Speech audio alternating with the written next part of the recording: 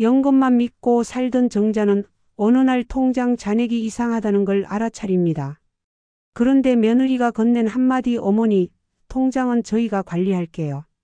그 말을 시작으로 가족의 평화롭던 일상은 조금씩 균열이 생기기 시작합니다. 지워진 내역, 모르는 출금, 그리고 며느리의 이상한 웃음. 도대체 그녀의 통장에서 무슨 일이 벌어진 걸까요? 안녕하세요. 잔잔한 라디오입니다.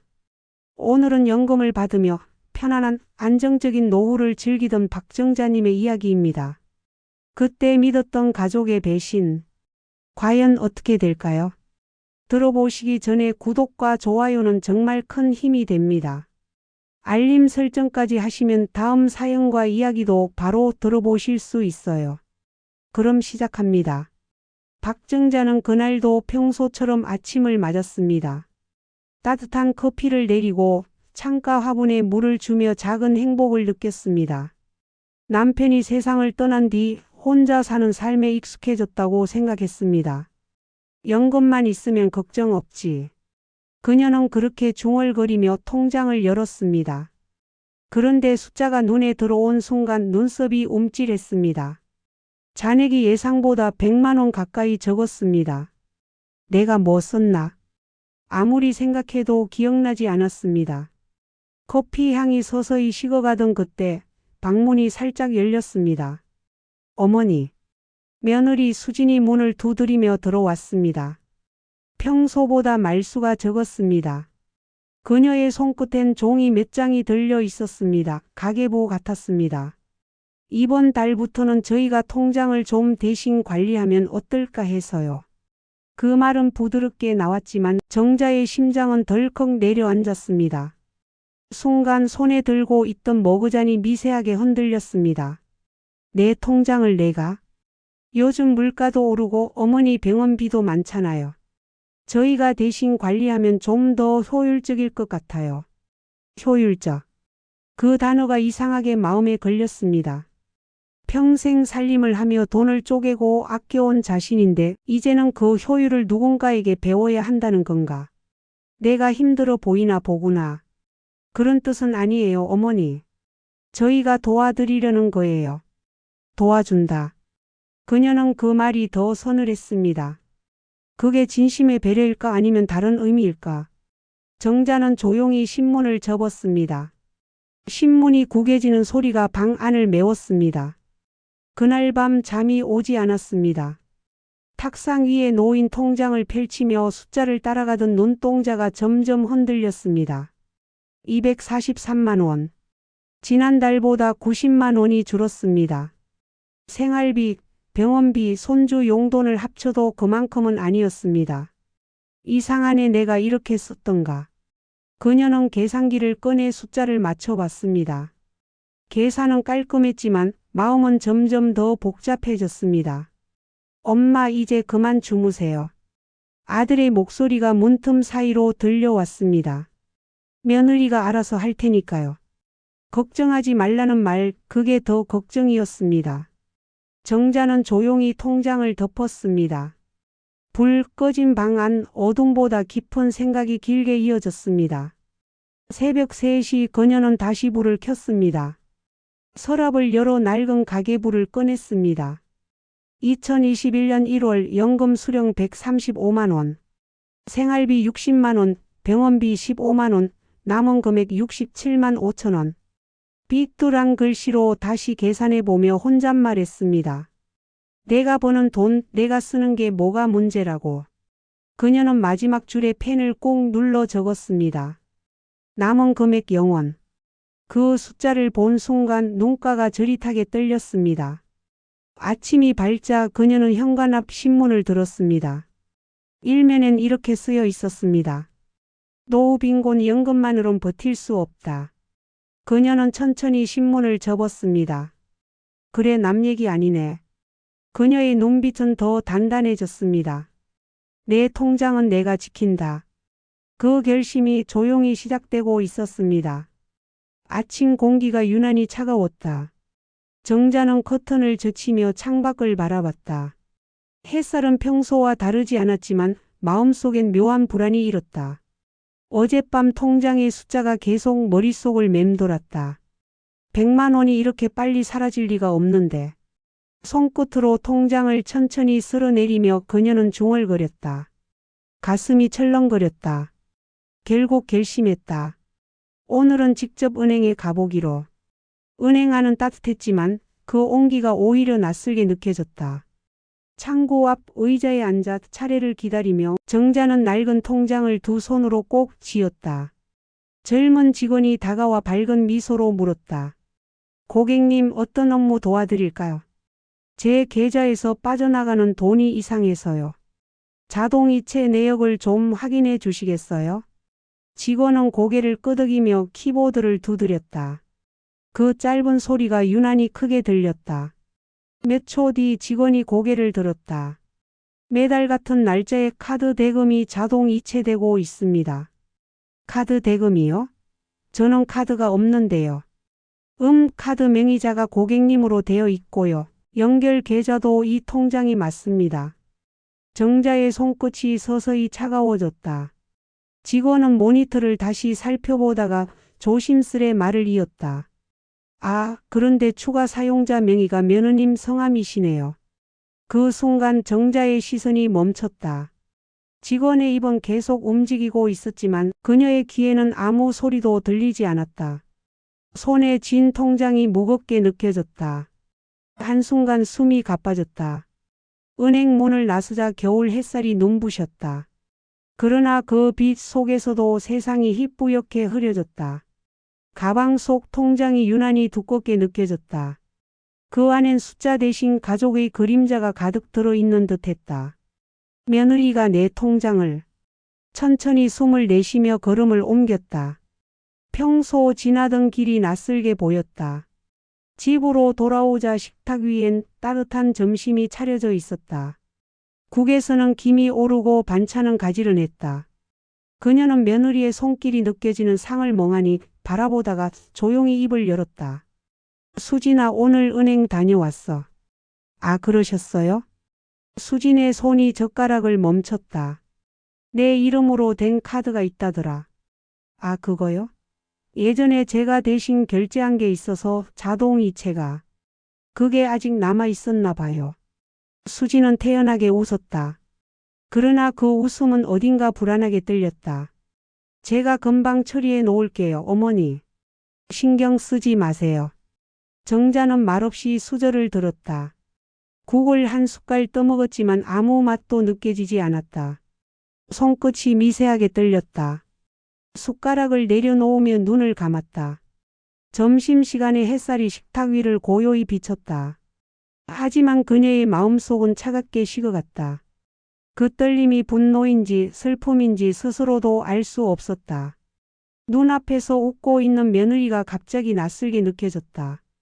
그날 밤 정자는 다시 통장을 펼쳤다. 형광등 불빛 아래 잔액이 또렷하게 눈에 들어왔다. 이제 숫자는 단순한 금액이 아니라 누군가의 흔적처럼 보였다. 한 장 한 장 넘길수록 손끝이 더 차가워졌다. 언제부터였을까 내 돈이 내 것이 아니었던 게. 입술을 꼭 깨문 그녀는 통장을 덮으며 속삭였다. 다음 달엔 내가 직접 확인할 거야. 그 말은 혼잣말이었지만 결심처럼 단단하게 울려 퍼졌다. 며칠이 지나도 정자의 머릿속은 복잡했다. 며느리의 웃음은 여전히 부드러웠지만 그 안에 어떤 진심이 숨어 있는지 알 수가 없었다. 식탁에 앉아 밥을 먹어도 TV를 봐도 숫자들이 머릿속을 떠나질 않았다. 내 돈인데 내가 모르는 게 있다는 게 말이 돼? 그녀는 그 의문을 붙잡고 은행 통장 사본을 다시 꺼냈다. 눈이 침침했지만 한 줄 한 줄 빠져나간 내역을 다시 후로봤다. 생활비, 병원비, 전기요금 모두 익숙한 단어였다. 그런데 중간쯤 낯선 이름이 보였다. 카드 자동 결제 N카드. 그 밑에는 추가 사용 수진 김이라는 문구가 희미하게 찍혀 있었다. 심장이 순간 쿵 하고 내려앉았다. 그녀는 손끝으로 그 문구를 천천히 짚었다. 마치 오래된 상처를 다시 만지는 것처럼 조심스러웠다. 정자는 핸드폰을 켜서 아들에게 전화를 걸었다.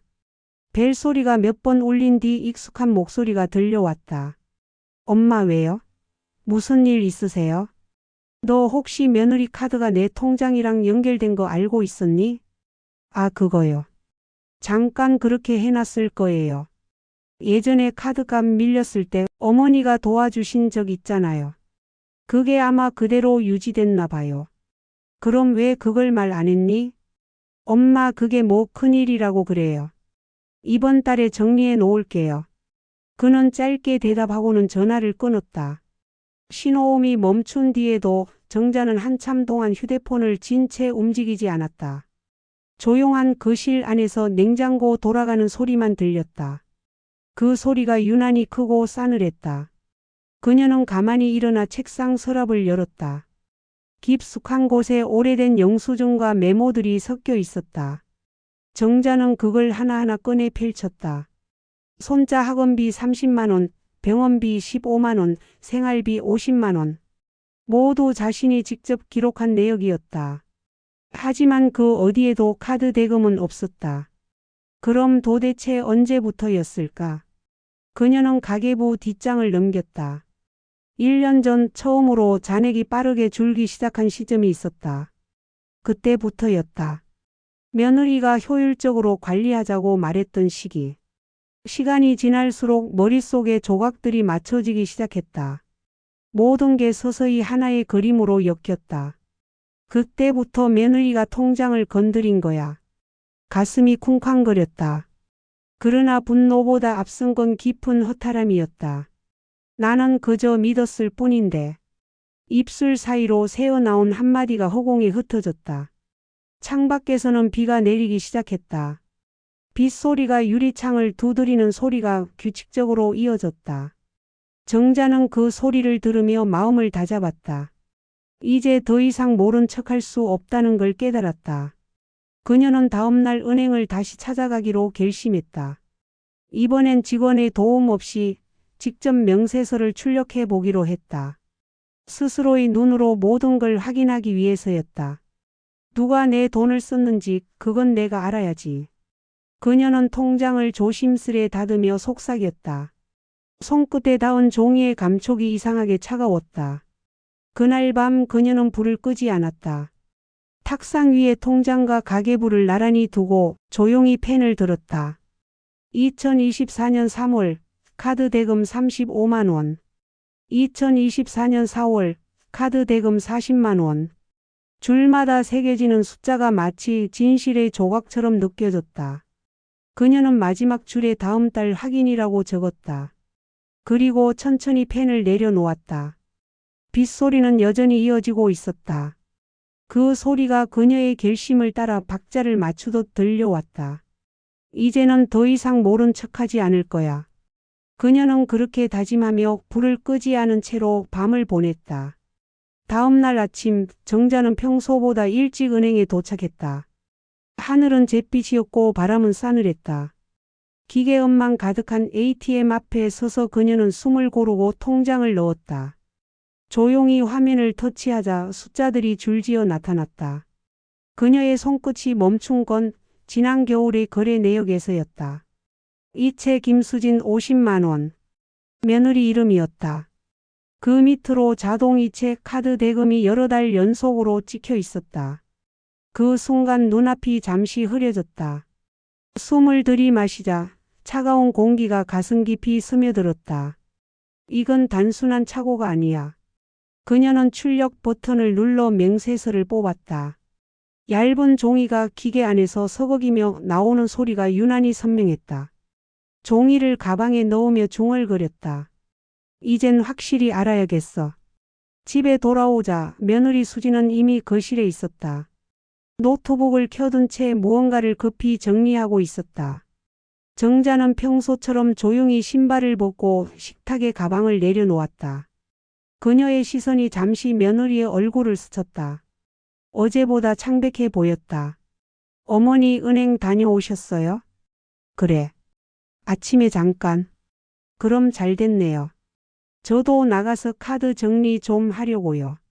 수지는 급하게 웃으며 자리를 정리했다.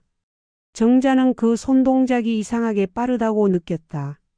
마치 무언가를 숨기는 사람처럼. 수진아, 내 어머니? 혹시 아들 회사 요즘 힘든 건 아니지?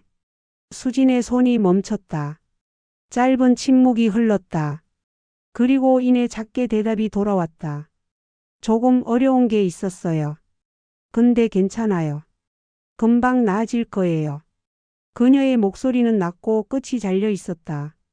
정자는 그 말에 담긴 미묘한 떨림을 놓치지 않았다. 대답 대신 의자를 끌어당겨 앉았다. 수진아, 내가 나 몰래 내 통장을 쓴 적 있지? 그 말에 수진의 눈이 크게 흔들렸다. 잠시 동안 아무 말도 하지 못했다. 거실의 시계 초침 소리만 또박또박 울렸다. 어머니, 그게 잠깐만요. 저 설명드릴게요. 그녀는 급히 손으로 머리를 쓸어 올리며 말을 더듬었다.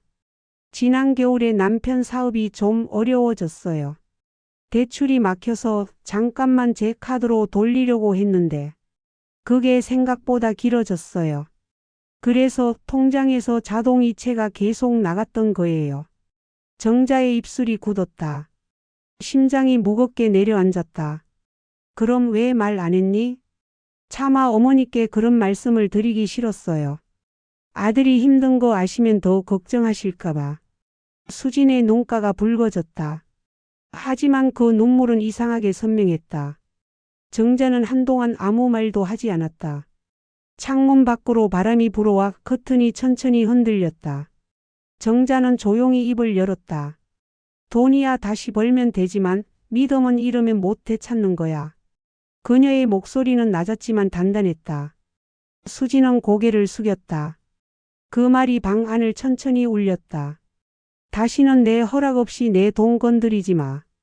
짧은 문장이었지만 그 안엔 분노보다 깊은 상처가 묻어 있었다. 그날 밤 정자는 명세서를 다시 펼쳤다. 김수진이라는 이름이 줄마다 반복되어 있었다. 그녀는 그 종이를 조심스레 접어 서랍 안에 넣었다. 이건 내 기록이야. 내 인생이니까.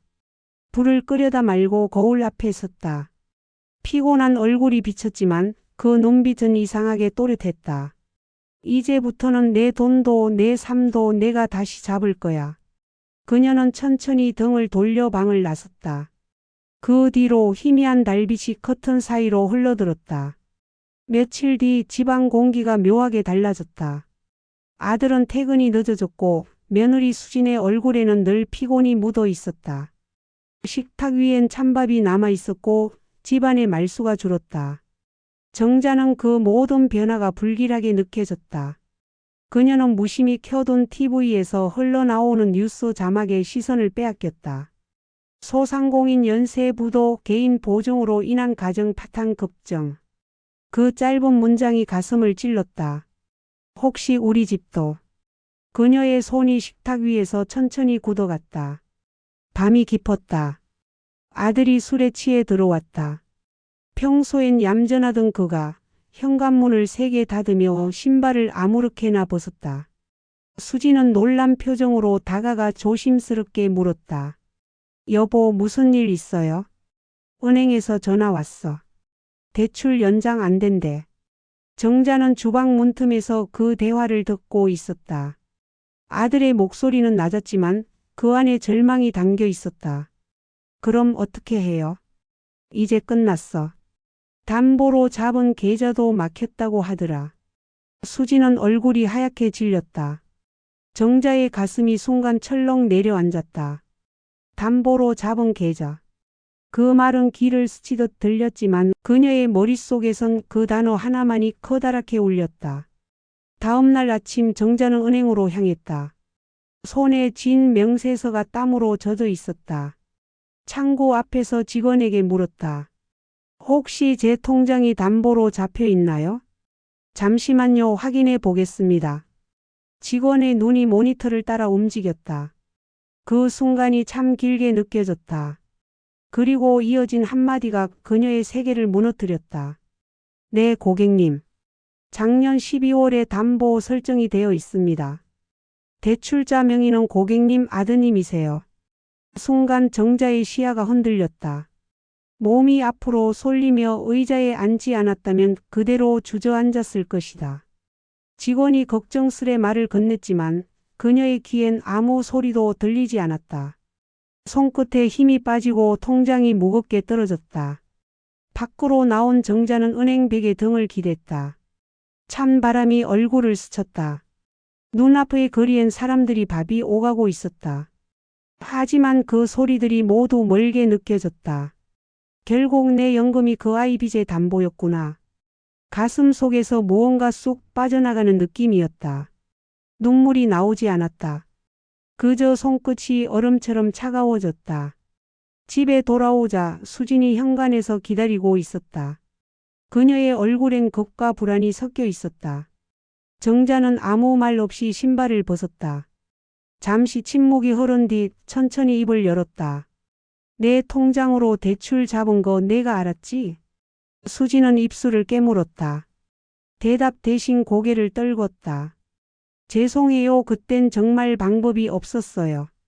방법이 없다고 남의 노후를 담보로 걸어? 목소리가 낮고 떨렸지만 그 안엔 분노보다 깊은 슬픔이 담겨 있었다. 정자는 부엌으로 걸어가 의자에 천천히 앉았다. 손을 무릎 위에 올리고 한참 동안 아무 말도 하지 않았다. 그녀의 시선은 멀리 벽에 걸린 가족 사진을 향해 있었다. 사진 속엔 환하게 웃는 세 사람이 있었다. 지금의 그 미소는 어디로 갔을까? 밤이 깊어졌다. 정자는 혼자 거실에 앉아 있었다. 시계 초침이 또박또박 울리는 소리만 들렸다. 그녀는 천천히 속삭였다. 믿었는데 믿었던 게 죄가 됐네. 손끝이 다시 떨렸다. 그러나 이번엔 두려움이 아닌 결심에 가까운 떨림이었다. 이대로는 안 돼.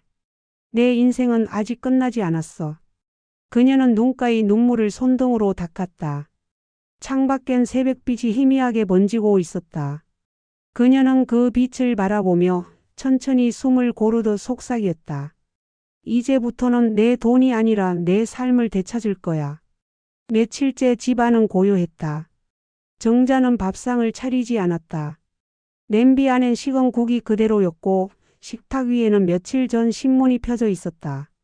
신문 구석에는 고령층 연금 압류 피해 급증이라는 문장이 있었다. 그녀는 그 문장을 오래 바라보다가 천천히 신문을 접었다. 아들은 말이 없었고 며느리 수진도 눈을 마주치지 않았다. 집안엔 서로의 기척만 남아 있었다. 그녀는 며느리가 문득 내뱉은 한마디를 아직도 잊지 못했다. 어머니, 그땐 정말 어쩔 수가 없었어요. 그 말은 변명이라기보다 체념처럼 들렸다. 정자의 마음도 비슷했다. 어쩔 수 없었다. 그 말 속에 얼마나 많은 포기가 담겨 있었을까. 그녀는 손끝으로 주름진 손바닥을 쓸었다. 그 안에는 평생 일하며 쌓은 세월의 흔적이 고스란히 남아 있었다.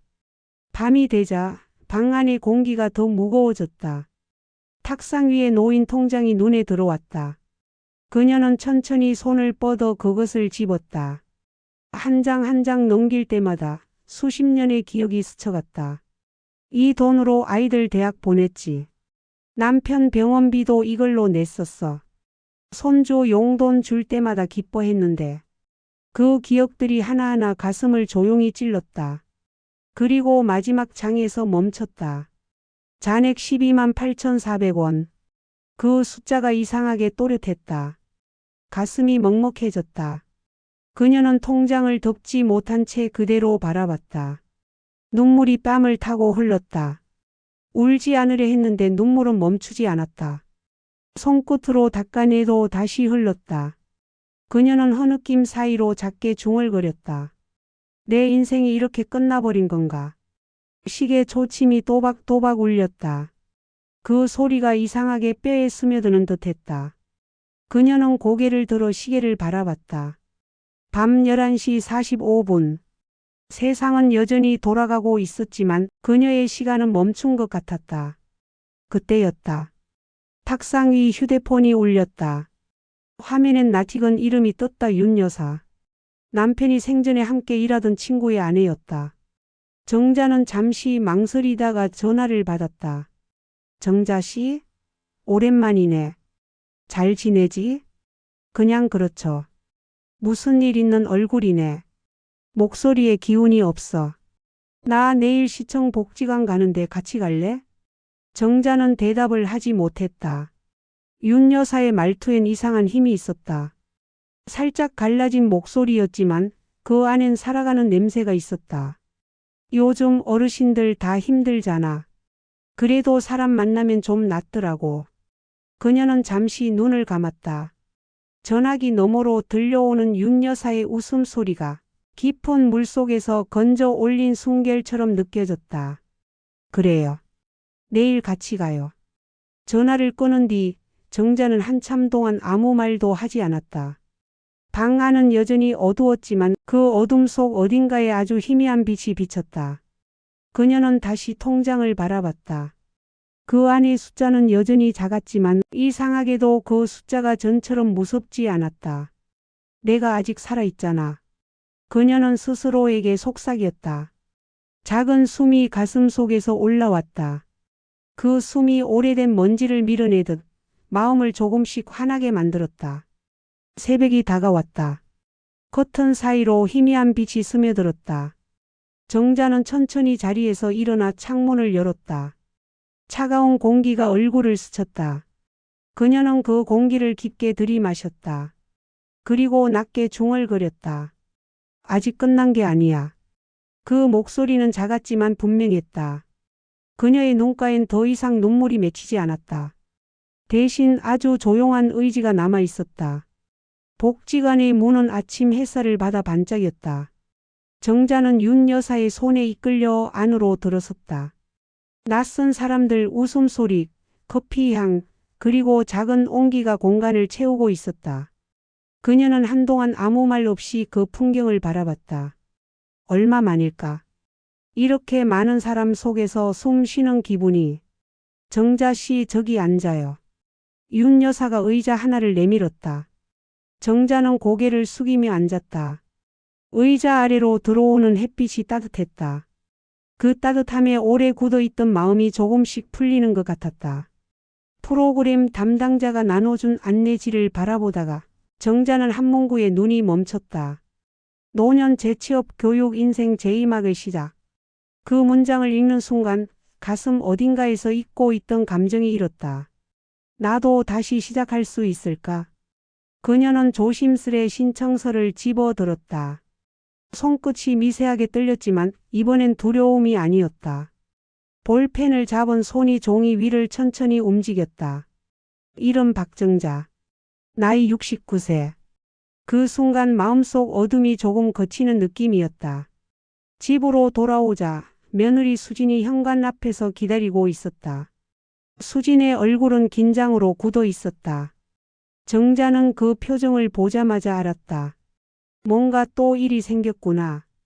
어머니 은행에서 연락 왔어요. 대출 이자 다음 달부터는 연체된다고 하네요. 정자는 고개를 들었다. 목소리는 낮았지만 차분했다.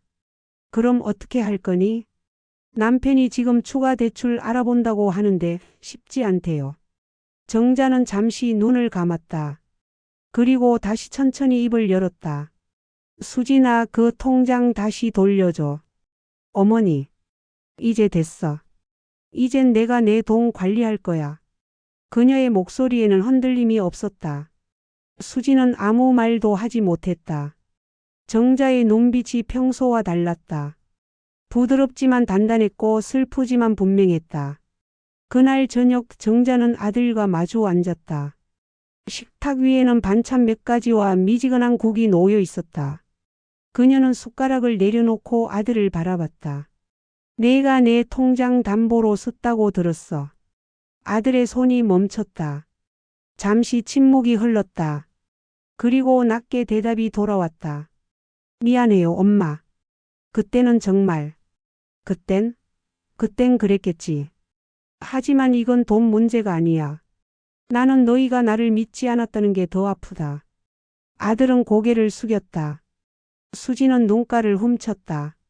정자는 그들을 한참 바라보다가 조용히 말했다. 이제부터는 각자 책임을 져야 해. 너희는 너희 삶을 살고 나는 내 삶을 살 거야. 그녀의 말은 짧았지만 그 한 문장 안에는 지난 세월의 무게가 담겨 있었다. 밤이 깊자 정자는 탁자 위에 명세서들을 차곡차곡 정리했다. 그 종이들은 이제 더 이상 두려움의 기록이 아니었다. 그녀가 다시 일어서기 위한 증거였다. 서랍 안에서 오래된 봉투 하나를 꺼냈다. 퇴직금 일부 예금 증서. 그 안에는 아직 손대지 않은 돈이 있었다. 그녀는 그것을 꺼내며 미소를 지었다. 이걸로 다시 시작해보자. 며칠 뒤 그녀는 복지관 재취업 교육 첫 수업에 나갔다. 커피 머신 사용법을 배우는 시간이었다. 젊은 강사가 웃으며 말했다. 이건 온도 93도에서 가장 맛있게 내려져요. 정자는 진지하게 고개를 끄덕였다. 손에 닿는 뜨거운 컵의 감촉이 이상하게 위로처럼 느껴졌다. 점심시간 윤 여사가 다가와 물었다. 정자 씨 이제 조금 괜찮아졌지? 정자는 조용히 미소 지었다. 예, 이제야 조금 내 인생으로 돌아온 것 같아요. 그녀의 눈가에 잔잔한 빛이 비쳤다. 그 빛은 눈물이 아니었다. 그건 다시 살아보겠다는 사람의 눈빛이었다. 봄 햇살이 따뜻했다. 정자는 복지관 벤치에 앉아 손에 커피 한 잔을 들었다. 은은한 향이 코끝을 스쳤다. 얼마 전까지만 해도 커피 한 잔 내리는 것도 버겁던 자신이었는데 이젠 누구보다 부드럽게 자신 있게 내리고 있었다. 옆에서 윤 여사가 웃었다. 이젠 바리스타 다 됐네 정자 씨. 정자는 미소를 지었다. 맛있다 해주는 사람 하나면 그걸로 됐죠. 그녀의 웃음은 참 오랜만이었다. 햇살이 주름진 얼굴 위에 고요히 내려앉았다. 며칠 후 정자는 커피 2잔을 들고 아들네 집 문을 두드렸다. 문이 열리자 수진이 놀란 얼굴로 서 있었다. 어머니 오셨어요? 그래. 커피 한 잔 하자. 식탁 위에 2잔의 커피가 내려앉았다. 고소한 향이 집안을 천천히 채워나갔다. 이거 내가 직접 내린 거야. 복지관에서 배우는 중이거든. 정말요? 향이 너무 좋아요. 수진은 조심스레 한 모금 마셨다. 눈을 감고 말했다. 맛있어요, 어머니. 정자는 부드럽게 웃었다. 그 웃음엔 원망도 서운함도 없었다. 대신 단단한 평온이 자리하고 있었다. 수진아. 네?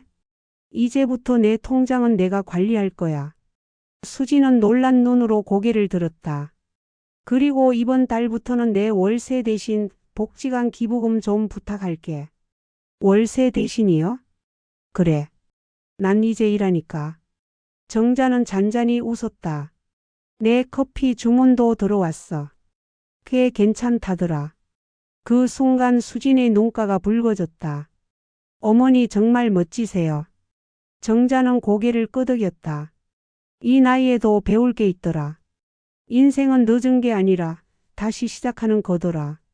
그날 저녁 정자는 집으로 돌아왔다. 탁자 위에는 새로 만든 명함 한 장이 놓여 있었다.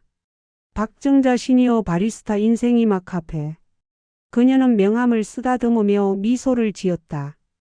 평생 돈을 모으기만 하던 여자가 이젠 사람의 마음을 데우는 일을 하게 된 것이다. 휴대폰이 울렸다. 화면엔 아들의 이름. 엄마 커피 사진 봤어요. 진짜 멋있어요. 그래? 그럼 와서 직접 마셔보든가. 그럴게요. 엄마 고맙습니다. 짧은 통화였지만 마음 한켠이 따뜻해졌다. 그녀는 창가로 걸어가 노을빛을 바라봤다. 그 빛이 손등 위로 천천히 스며들었다. 조용히 혼잣말이 흘렀다. 연금만 믿었는데 날 살린 건 결국 내 손이었네. 커피 향이 방 안에 퍼졌다. 그 향은 잃었던 시간의 냄새 같기도 하고 새로 시작되는 인생의 향 같기도 했다. 정자는 미소를 지었다. 그래 이게 진짜 내 노년이지. 여러분들의 생각은 어떠신가요? 혹시 비슷한 경험이 있으신가요? 댓글로 여러분들의 생각을 자유롭게 써주시고 경험을 공유해 주세요. 구독과 좋아요, 알람 설정까지 하시면 제작에 큰 도움이 됩니다. 앞으로도 재밌고 감동적인 아니면 사이다 같은 반전적인 이야기도 많이 가져올 테니 여러분들의 사연 신청도 많이 부탁드립니다. 그럼 다음엔 더 재밌는 라디오로 찾아뵙겠습니다. 감사합니다.